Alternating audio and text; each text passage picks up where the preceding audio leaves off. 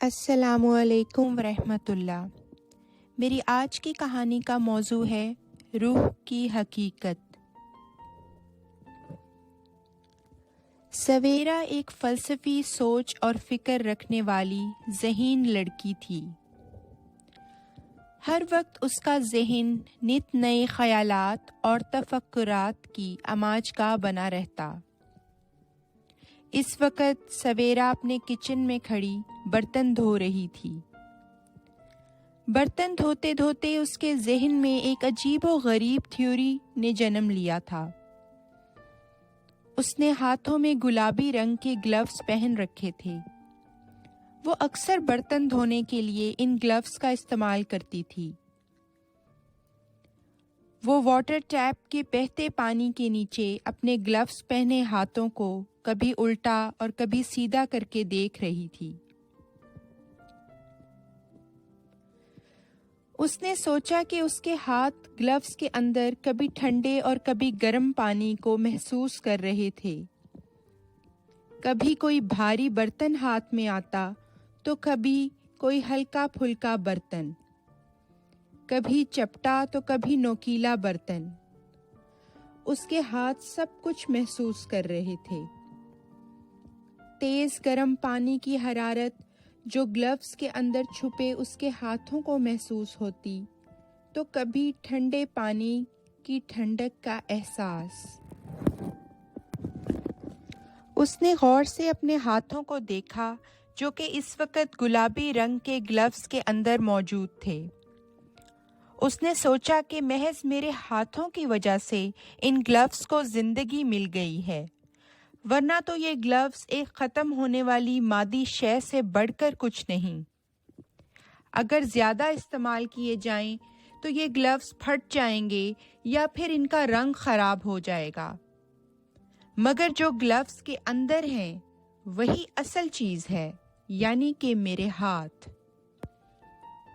سویرا نے کچھ سوچتے ہوئے اپنے ہاتھوں کو گلوز سے باہر نکالا تو اس نے محسوس کیا کہ اس کے ہاتھ بالکل بھی گیلے نہیں تھے اور نہ ہی کوئی ٹھنڈے اور گرم پانی کا احساس اس کے ہاتھوں پر موجود تھا۔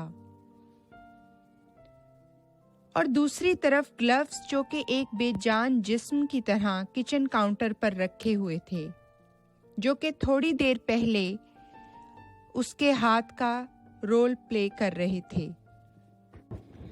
سویرا نے محسوس کیا کہ جیسے اس کے ہاتھ روح ہوں اور وہ گلوز اس روح کا جسم۔ جب تک روح جسم میں تھی تو سب کچھ محسوس کر رہی تھی، زندگی کے گرم سرد، خوشی اور غم، درد اور تکلیف، مگر روح جیسے ہی جسم سے جدا ہو گئی تو بالکل محفوظ تھی، بالکل اس کے ہاتھوں کی طرح۔ یہی حال انسان کا بھی ہے۔ اس کو لگتا ہے کہ دنیاوی تکلیفوں نے اس کو بہت دکھ دیا، بہت درد اور اذیتیں برداشت کیں، اور بعض اوقات تو ایسے لگتا ہے کہ انسان کی روح تک زندگی کے دکھ اٹھاتے اٹھاتے چھلنی ہو گئی، مگر ایسا نہیں ہے۔ اس میں کوئی شک نہیں کہ انسان کی زندگی ایک مادی زندگی ہے، مگر اپنی زندگی کو صرف مادی اور جسمانی ہی تصور کرنا بھی ٹھیک نہیں، کیونکہ انسان بیک وقت دو زندگیاں گزارتا ہے، ایک جسمانی اور دوسری روحانی۔ بلا شبہ روحانی زندگی جس کی مثال ہاتھوں سے دی گئی، اہمیت کے اعتبار سے جسمانی زندگی جس کی مثال گلوز سے دی گئی کے مقابلے میں بہت زیادہ ہے۔ سویرا کاغذ اور قلم لے کر بیٹھ گئی اور اپنے خیالات کو خوبصورت الفاظ کی صورت میں کاغذ کی زینت بنا رہی تھی۔ وہ سوچ رہی تھی کہ گلوز کی زندگی اور اہمیت ہاتھوں کی زندگی اور اہمیت کے اعتبار سے کتنی کم ہے۔ جیسے گلوز ایک رول پلے کرنے کے لیے ہاتھوں پر چڑھائے گئے، بالکل اسی طرح جسم کو بھی دنیا یعنی اس امتحان گاہ میں بھیجنے کے لیے روح پر چڑھایا گیا۔ اس کا مطلب یہ نہیں کہ جسمانی زندگی اہمیت کے اعتبار سے روحانی زندگی سے سبقت لے گئی، ہرگز نہیں۔ روح کی تخلیق تو اللہ تعالیٰ نے اپنے پاکیزہ نور سے کی ہے، جیسا کہ قرآن مجید میں سورہ صاد کی آیات نمبر 72 اور 73 ہے۔ بسم اللہ الرحمن الرحیم۔ ترجمہ: جب تیرے رب نے فرشتوں سے کہا، یقیناً میں مٹی سے بشر پیدا کرنے والا ہوں، پس جب میں اسے ٹھیک ٹھاک کر لوں اور اس میں اپنی روح میں سے کچھ پھونک دوں تو اس کے سامنے سجدہ کرتے ہوئے گر پڑو۔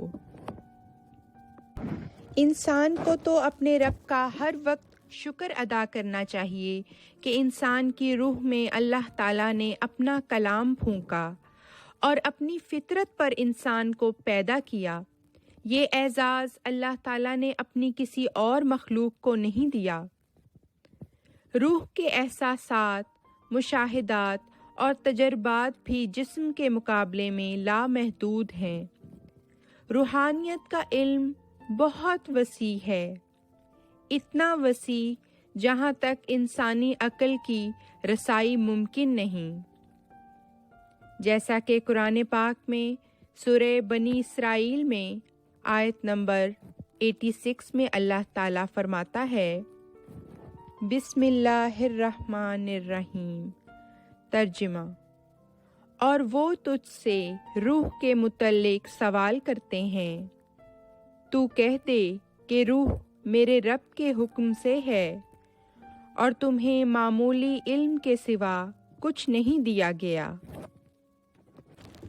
جس طرح گلابی رنگ کے گلوز کو تھوڑی دیر کی زندگی ملی تاکہ جو کام اس کے ذمہ ہے وہ کر لے اور ہاتھوں کو ہر قسم کی چھوٹی بڑی تکلیف سے بچائے، اسی طرح اللہ تعالیٰ نے انسان کی روح کو بھی جسمانی زندگی دے کر محفوظ کیا ہے۔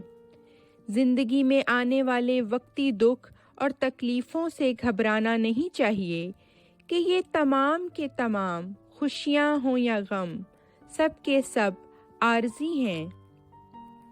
اسی لیے وقتی طور پر آنے والے ہر امتحان اور دکھ کو بھی ہمیں ہمت اور حوصلے سے برداشت کرنا چاہیے۔ ہمیں چاہیے کہ اپنی روحوں کو ہم خدا تعالیٰ کی حمد و ثنا میں مشغول رکھیں۔ بے شک اللہ تعالیٰ کی یاد ہی ہے جو کہ انسانی روح کے لیے تسکین کا باعث ہے اور ہماری روح کو ایک قسم کی خوشی اور سرور بخشتی ہے۔ پھر کیا فرق پڑتا ہے کہ اس عارضی زندگی میں ہم کو خوشی ملے یا غم، مشکلات کا سامنا ہو یا آسانیاں ملیں، ہم ہاریں یا جیتیں، کیا فرق پڑتا ہے؟ کیونکہ سب کچھ ہمارے جسم کی طرح ختم ہو جائے گا، اور جسم کے ختم ہوتے ہی سب کچھ فنا ہو جائے گا، اور ہماری روح مادی زندگی کے جھمیلوں سے آزاد ہو کر اپنے رب، اپنے مولا کی طرف پرواز کر جائے گی۔ انا للہ و انا الیہ راجعون۔ شکریہ۔ مزید ویڈیوز کے لیے سبسکرائب کریں اور بیل آئیکن پر کلک کریں۔